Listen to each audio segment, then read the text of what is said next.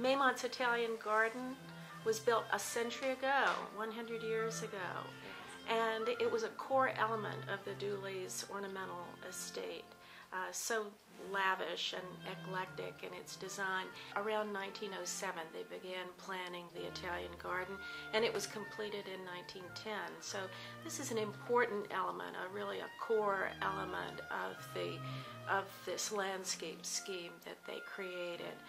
And all over the country, these ornamental estates were being made, and one of the most popular choices for gardens in these landscapes was the Italian garden. So the Dooley's garden really tells us not only about their tastes and interests, their interest in Italian art and culture, Mrs. Dooley's love of gardens and flowers, but it also tells us about the time in which it was created. Mrs. Dooley's garden was like this garden in many ways in the design intent. This is more of a plateau, and this garden interacted with the landscape around.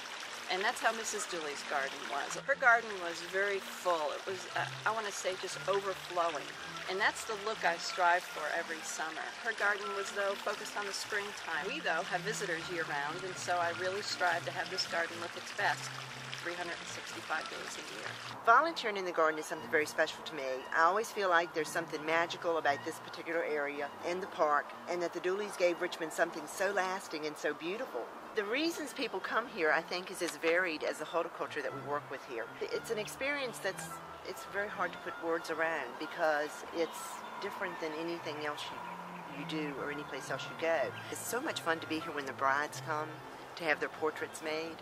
And then other times there's mothers and fathers with their children, you know, taking their pictures. And then there are the grandparents. And then the school children that don't get a chance to see and enjoy what we have here. It's a legacy for them, for me too. Since 1926, people have been coming here and enjoying this garden. And while we're marking 100 years in this garden, I'm looking forward to the next 100 years. The Dooleys established a legacy when they gave Maymont to the city of Richmond. And that legacy has been followed through by many families throughout, over time and throughout the whole community. We've been able to restore the urns that are in this garden. We've been able to restore the sundial. We recently, through the council funds, were able to reconstruct, actually, the fountain at the east end of the garden. The pergola work has been, the pergola has been worked on by various funds, from capital funds to private funds. And to be honest, something as simple as continuously repointing the walkways. So many, many ways, many, many pockets.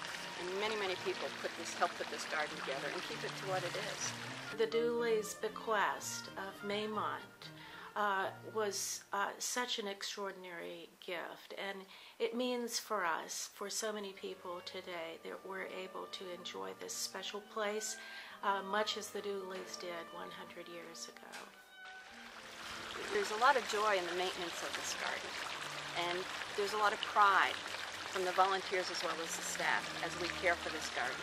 And we really are pleased with the outcome of our efforts when people come up the stairs or around the corner and they go, "Oh, look at this, it's beautiful." We're doing it for them. We're doing it for the community. We're not doing it for us. We're doing it because we know this is such an important garden to so many people.